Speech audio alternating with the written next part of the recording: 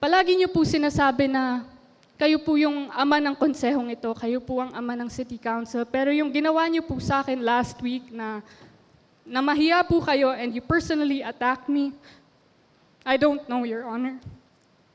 Hindi kaya gawin sa akin ng ama ko yun. So wag niyo sabihin na ama kayo ng konseho.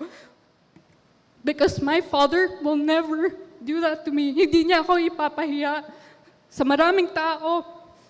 Hindi niya ako ipapahiya, lalo na sa buong lungsod ng Maynila. Councilor Yan. I'd just like to take this opportunity po to speak my mind because the baseless accusations that have been thrown against me last week po have been boggling my mind. So I would just like to unequivocally refute all the baseless accusations thrown at me. So, Ginong Tagapangulo, Punong Mayorya.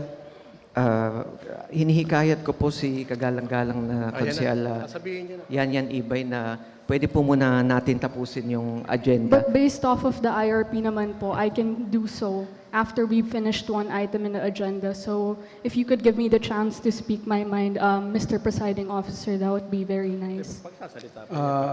Kagalang-galang na Yan Ibay, bibigyan po namin kayo ng pagkakataon na makapagsalita. Tapusin muna natin yung nasa agenda at baka pwede nating tapusin yung barangay budget. After that,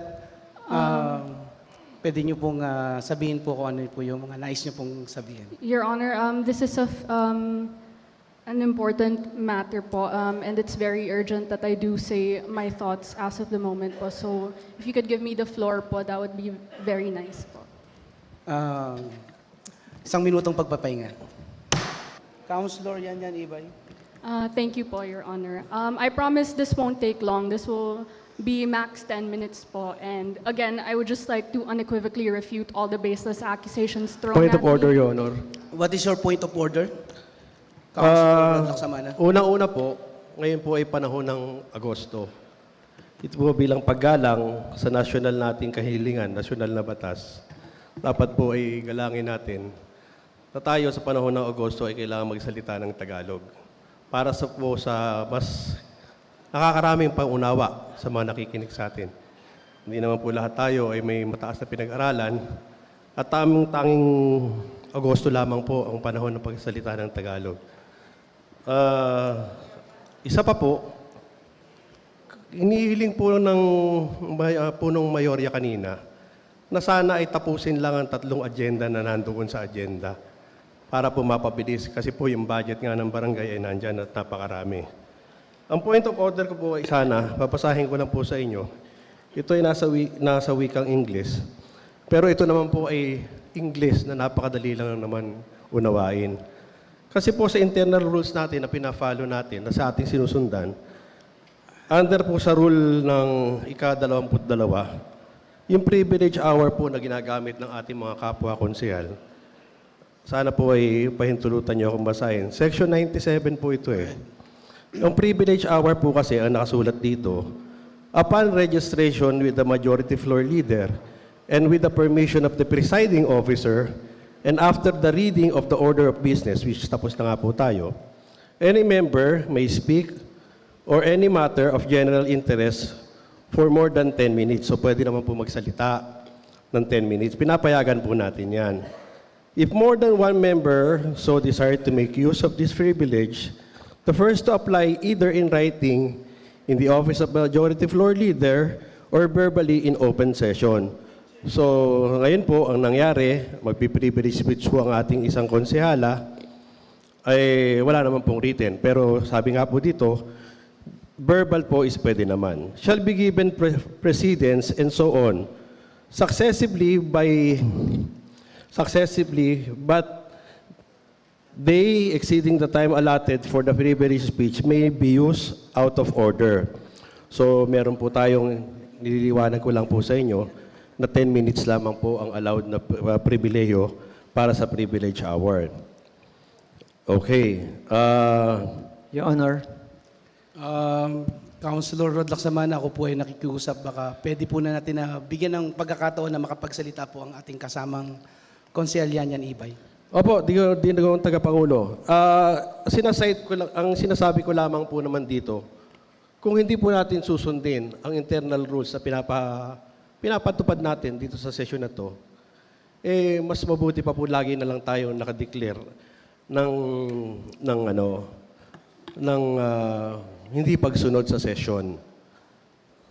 Pinapahintulutan niyo po, wala po akong pagharang sa inyong kapahintulutan. Lamang po, ang sinasabi ko lamang po dito, kaya po tayo may abiding rules and regulations, dahil po ito ang gabay natin para mapatakbo natin ang sarili natin sa araw ng sesyon o sa araw ng pagtalakay at pagdidebate. Yun lamang po. Maraming salamat po. Maraming salamat po, Councilor Rod Lacsamana. Your Honor, parliamentary inquiry lang po. Councilor JTB Villanueva. Opo, narinig ko po yung sinabi ng ating kasamahan sa ikadalawang distrito ng ating lungsod at natutuwa po ako na pinangahawakan niya po yung ating internal rules at he is begging na sundin natin ang nilalaman nito. Pero ayoko na pong bumalik sa mga nakaraan sapagkat ilang beses po naming binabasa rin po ang rules natin, pinagtatanggol po namin kung anong nakasaad, pero dahil kulang po kami sa numero, kami po ay nagbibigay daan doon. Pero since nagbigay na po kayo ng ruling sa point of order na ipagpatuloy, hayaan na po natin ipagpatuloy ng ating kasamahan na SK Federation. Maraming salamat. Maraming salamat, Councilor JTB Villanueva. Councilor Yanyan Ibay. Your Honor, gusto ko lang po malaman anong batas po yung sinasabi ni Kagalang-Galang Laksamana na pinoprohibit daw po magsalita ng wikang Ingles at dapat po wikang Filipino lamang po ang aking sasalita. Councilor Rod Lacsamana. Maraming salamat po, Tagapangulo. Siguro po ay hindi pa po na balitaan ng ating ex-officio member na ngayon po ay tayo po ay nagdiriwang ng buwan ng wika. Sa 12 buwan po sa isang taon, tanging Agosto lamang po ang ating sineselebra para magsalita ng Tagalog dito sa sesyon bilang pagunita sa wikang pambansa. Kaya po ngayon po ay ginagawa po natin ang pagsasalita ng Tagalog dahil po tayo ay tumutugon lamang sa panawagan na ating iselebra ang pagsasalita ng wikang Tagalog. Maraming salamat po. Maraming salamat, Councilor Rod Lacsamana. 1 minutong pagpapahinga. Councilor Maki. Councilor Maki, ikaw muna. Tuloy ang sesyon. Kagalang-galang yan Ibay. Again, Your Honor, I would like to unequivocally refute all the baseless accusations thrown at me in last week's session po. So I have here everything that I have done for the City Council in the 8 months that I have been here. So I'm going to start off with the resolutions po. The first resolution is a resolution calling the Department of the Interior and Local Government for the deferment of implementation of the stringent requirements for the Sangguniang Kabataan Treasurers to their assumption of office. So because of this resolution po, ang TESDA po ay nag-reach out sa amin at sila po ay nag-formulate at nag-implement ng 2-day training para po hindi po mahirapan ng mga SK Treasurer dahil ang sinusuggest po na TESDA na training po ay 33 days which if titignan naman po natin yung honorarium ng mga SK Treasurers, mga 1,000 pesos per month lang yun, hindi po enough yun para po sila po ay magsagawa ng 33-day training. So, dahil po sa resolution na ito, 2 days na lang po yung naging training ng ating mga SK Treasurers at dahil din po doon nakapag-bonding ang mga SK Chairman at SK Treasurer at nabuksan po ang kanilang mga bank account. So ito po ang pinakaunang crucial na resolution na ginawa ko po para sa 12th City Council po ng lungsod ng Maynila. Ang pangalawang resolution naman po na aking ginawa is a resolution concurring with the 3-year Local Youth Development Plan for 2024 to 2026 as adopted and approved by the Local Youth Development Council of the City of Manila. Your Honor, ako po ang pinakaunang SK Federation President sa lungsod ng Maynila na gumawa po ng 3-year Local Youth Development Plan in the city. Ito pong Local Youth Development Plan na ito po ang Local Youth Development Plan po natin. Ito po ay pinagpuyatan po namin ng Manila Youth Development Council. So, ang pagsasaad po at pagsasabi na wala po akong nagawa para sa konsehong ito at para sa kabataan po ng lungsod ng Maynila ay nakakabastos hindi lamang po sa akin, nakakabastos po ito sa SK Federation, pati na rin po sa Manila Youth Development Council na binubuo po ng iba't ibang youth organizations at youth-serving organizations. Ang next na resolution naman po ay resolution congratulating the Department of Health in setting a new Guinness World Record for the largest human lung formation. So, ito pong resolution po na ito at yung naganap po na human lung formation noong March po, ay pinagtulungan po namin ng Manila Health Department kung saan po, actually kami pa po sa office namin po sa SK Federation, kami pa po yung nagrenta po ng truck at pumunta ng Mandaluyong para po i-distribute, kunin at i-distribute lahat po ng mga materials na nagagamitin sa human lung formation na ito. Hindi po magagawa tong Guinness World Record na ito kung wala po yung mga SK officials ng lungsod ng Maynila dahil ito pong human lung formation po na ito ay nag-comprise po ng around 25% po ng SK officials and that is only in the city of Manila po. So again, to say na I haven't done anything for the city council and the city of Manila is pretty much baseless. I'd also like to point out yung sinabi po ng ating regular presiding officer na wala pa po akong ordinansa na nagagawa po para sa lungsod ng Maynila. That is false, Your Honor. I have 2 draft ordinances po.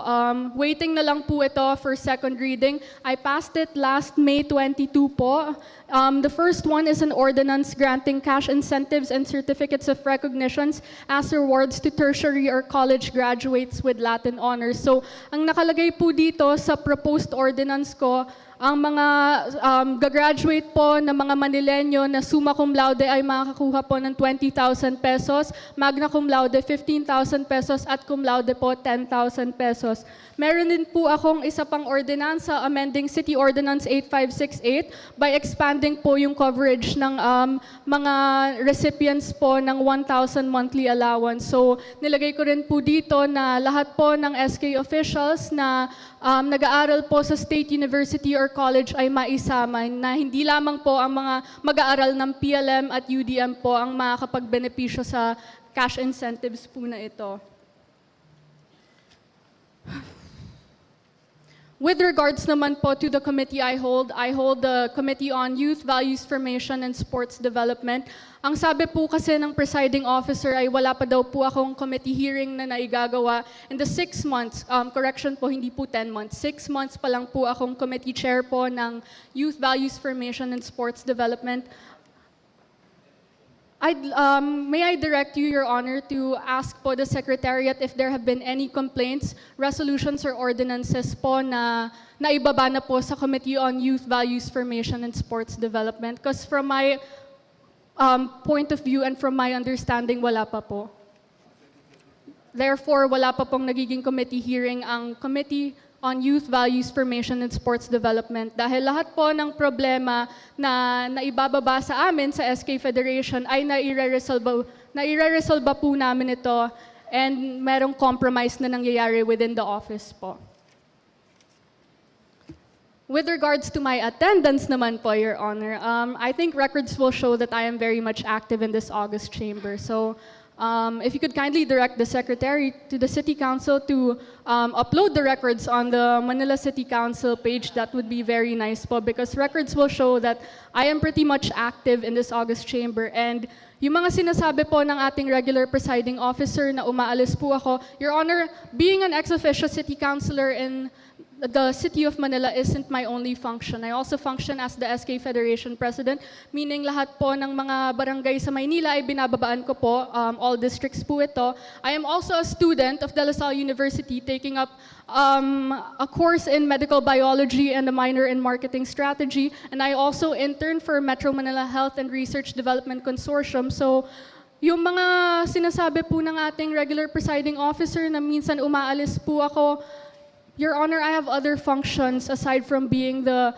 ex-officio member of the 12th City Council. And I think naman po, kahit naman po umaalis ako, meron naman po akong nagagawa. And records will show that I have resolutions and ordinances that benefit the youth and cater to the youth. So, hindi ko po nagigets kung saan po nanggagaling yun. Because in all honesty, Your Honor, I am very much active in this August chamber and hindi ko po alam bakit ako yung napag-initan with regards to attendance po. So, I don't know, Your Honor, because hindi ko po alam kung hindi lang po ba ako nakikita ng ating regular presiding officer because in the 8 months po that I have been here, I'd like to say na I've seen Councilor Apple Nieto preside more than he has. So I don't know if that's, hindi lang po nagtutugma yung schedule namin ng ating regular presiding officer.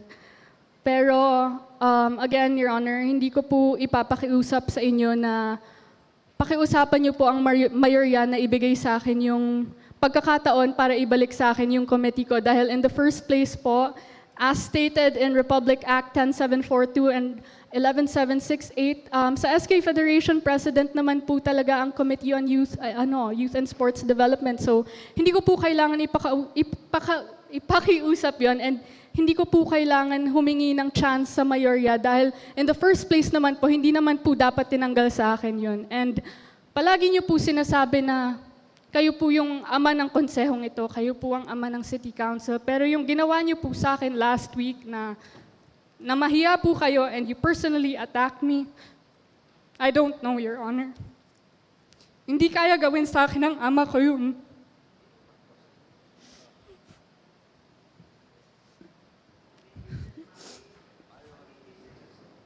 No, my father will never do that to me. So wag niyo sabihin na ama kayo ng konseho. Because my father will never do that to me. Hindi niya ako ipapahiya sa maraming tao. Hindi niya ako ipapahiya, lalo na sa buong lungsod ng Maynila.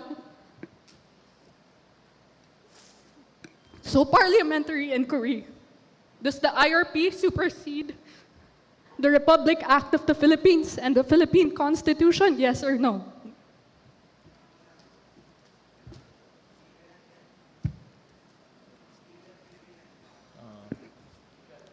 Hindi ko po pwedeng sagutin yan dahil po yan isang legal query. Ako po ay nagro-rule lamang na naayon sa ating parliamentary rules and procedure. Thank you, Your Honor. Maraming salamat po. Noted po. Your Honor, may I be allowed to interpolate with the permission of SK Federation President Yanyan Ibay, Your Honor.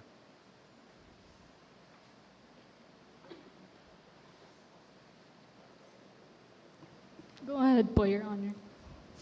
Si Consel JTV Villanueva ay kinikilala. Sa ngayon, hoy, nangingilid yung aking luha. Sapagkat ako'y isang ama rin, ho.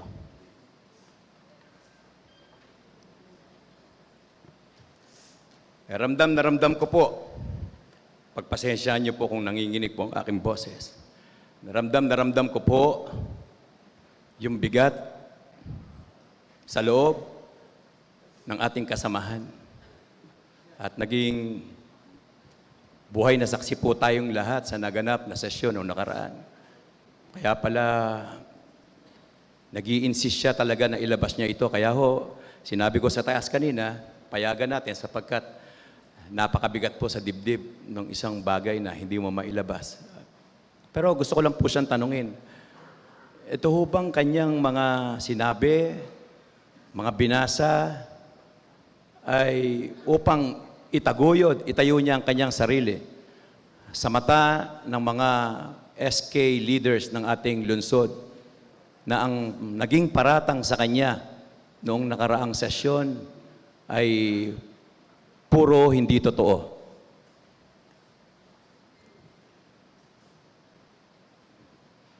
Yes, Consela Ibay. Your Honor, alam niyo po, ako po bilang SK Federation President, wala po akong dapat patunayan kasi alam po ng mga SK officials na ako po ay nagtatrabaho ng mabuti. Kaya hindi ko nga po alam kung bakit po nasabi yon ng ating regular presiding officer at vice mayor kasi alam po sa sarili ng mga SK na nagme-message pa nga po sa akin yan ng 4 a.m. at nagre-reply pa ako. Alam nila yan. Alam nila na lagi ako nandyan para sa kanila. So to have these baseless accusations thrown at me, I don't think that was right. And I think that was not an attack to me as an SK Federation, but an attack to my personality overall po. So this is me standing up for myself because, again, no one will.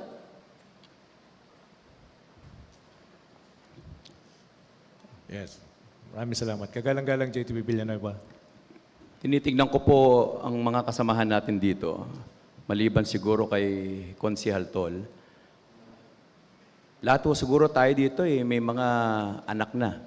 Iba'y dalaga na, binata, may trabaho, at yung iba'y maliliit pa. Talaga napaiyak po ako nung binanggit ninyong ang tatay ninyo hindi ginawa ni minsan na kayo'y pagalitan in public. Masakit talagang makarinig ng pinapagalitan ka, lalo na kung ang dahilan ng pagpapagalit ay walang katotohanan. Sabi ko nga ho, nung naganap nung nakaraang sesyon, para bang may kukumpira kayo ito, naganap na pagpapagalit sa inyo ng ating regular officer na para bang sa gitna ng basketball court, tinawag ka at hawak-hawak ang mikropono at pinapagalitan ka sa gitna ng court na napapakinggan ng lahat ng nanonood doon. At ang dahilan ng pagpapagalit sa iyo ay walang basihan pa. Kaya nararamdaman ko, namin, yung nararamdaman mo ngayon. Lalo na't inilahad mo, ipinakita mo na napakarami mo palang ginawang resolusyon. Magagandang adhikain sa pamamagitan ng mga ordinansa.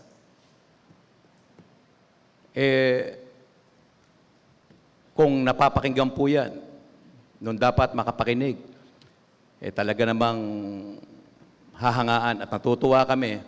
Sa akin pong 3 termino bilang konsehal, 2 beses akong nakakasama ng SK Federation President na ex officio, and without offense sa inyong pinalitan.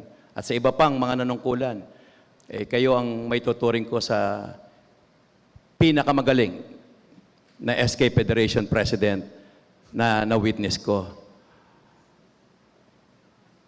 Marahil hindi ho makakapagsalita yung iba dito, pero alam ko, dama ko, na sila ay naiyak din sapagkat may mga minamahal silang mga anak dito.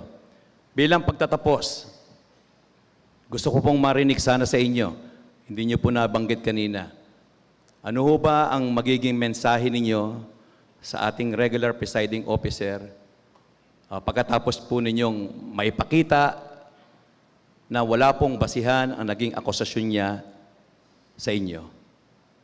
Maraming salamat po.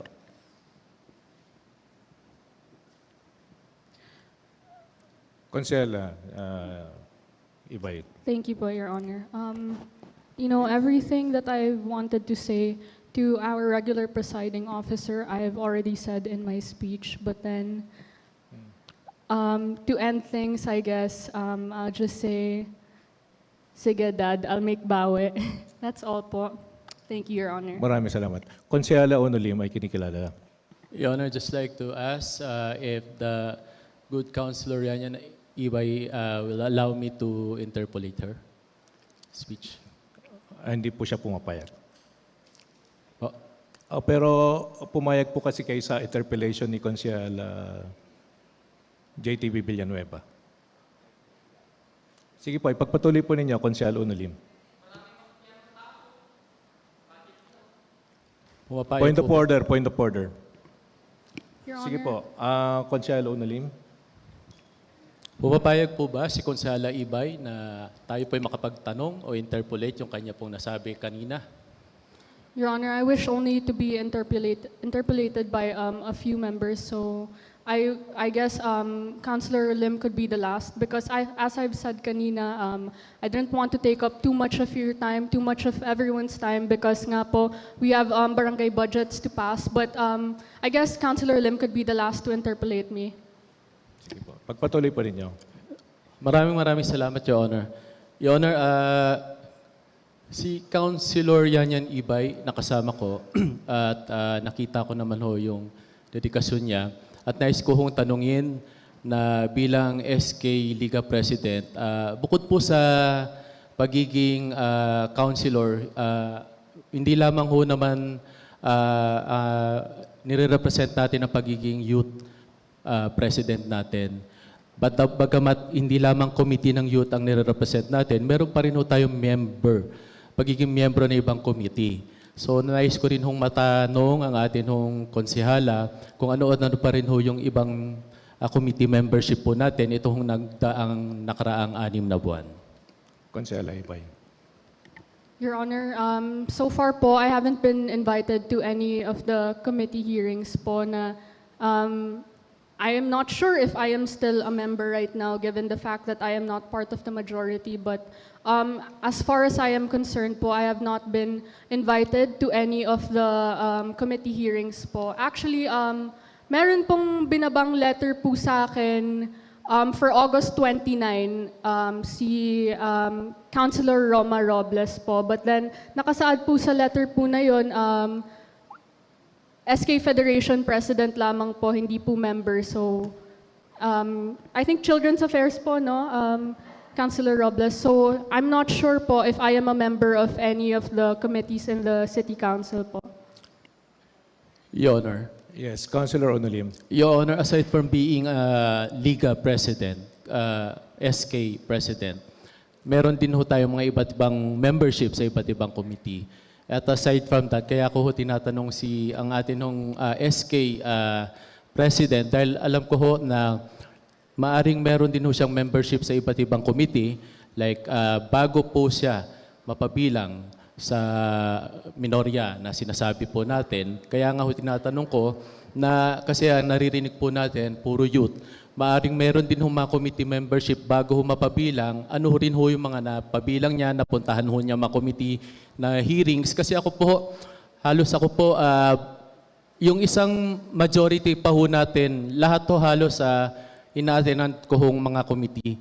At pag pumupunta po ako sa mga committee hearings, parating 1, 2, yung chairman lamang ho nakakasama ko, minsan ako lamang ho pumupunta o 2, 3 lamang ho kami. At nasa record po yan ng council at halos puro representative lamang ho talaga pumupunta.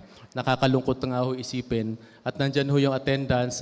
Bagamat, Your Honor, point of order. Point of order po, Your Honor. What is your point of order? Tingin ko po yung tanong niya po ay hindi ho nauukol dun sa sinabi nung nagsalita ng privilege speech.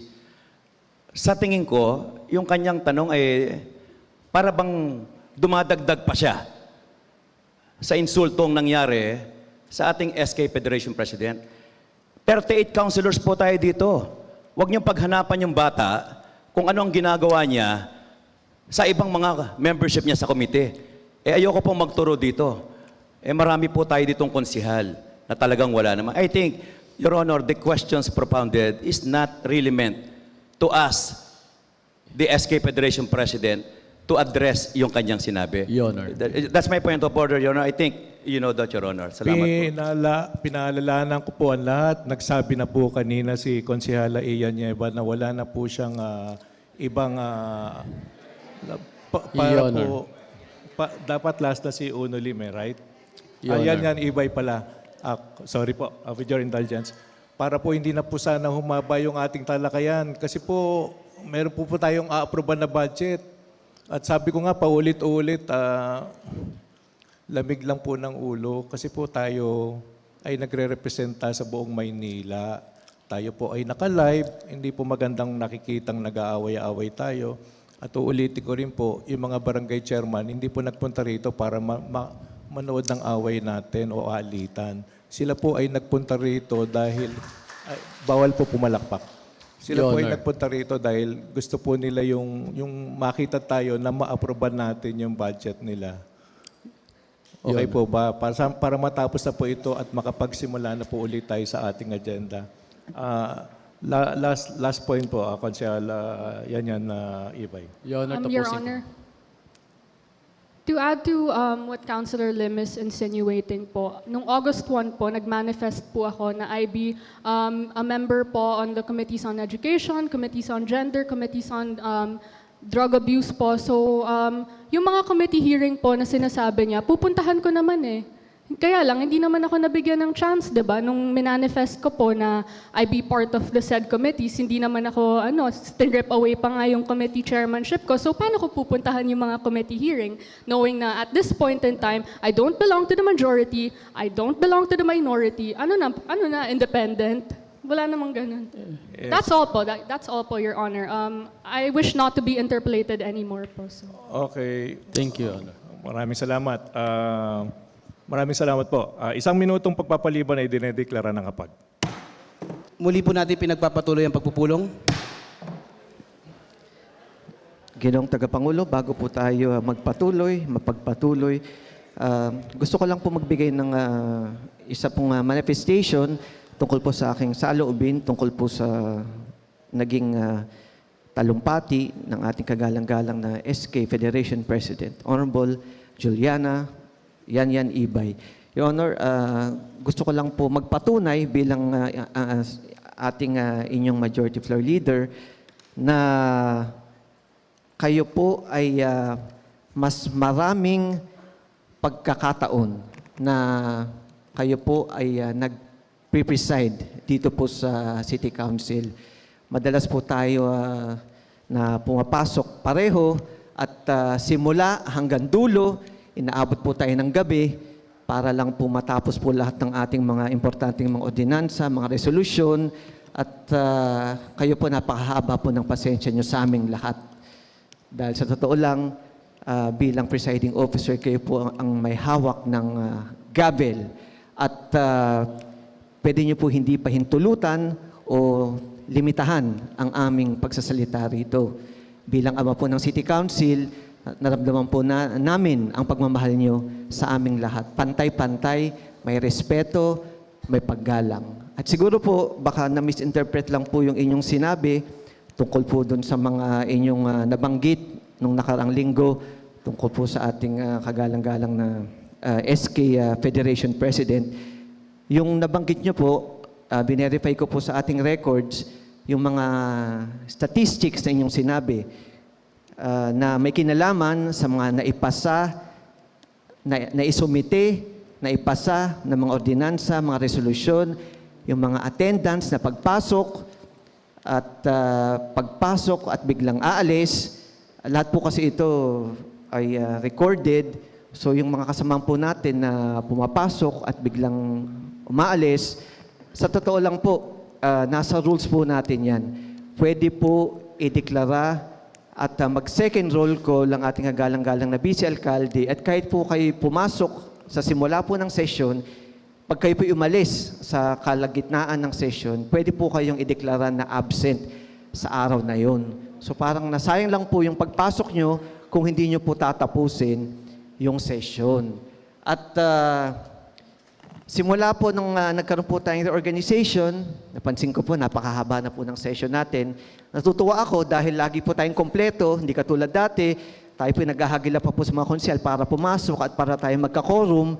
Pero simula po nang tayo nag-reorganization, halos lahat po ng kanilang upuan ay kanila pong inuupuan at nandito po sila para po mag-participate sa ating session. Pero pakiusap ko lang po sana na tapusin po natin lahat ang session.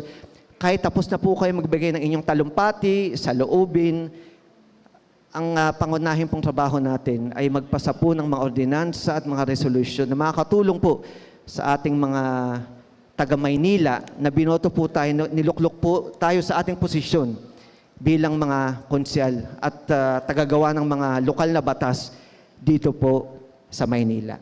Yun lang po, Your Honor. At